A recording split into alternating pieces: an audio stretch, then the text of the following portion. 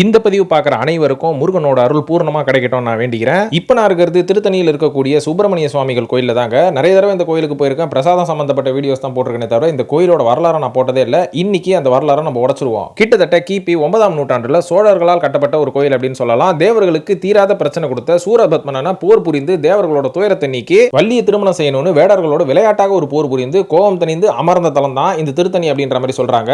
6 படை வீடுகளில் ஒரு முக்கியமான வீடு இந்த திருத்தணி அப்படின்ற மாதிரி சொல்லலாம்.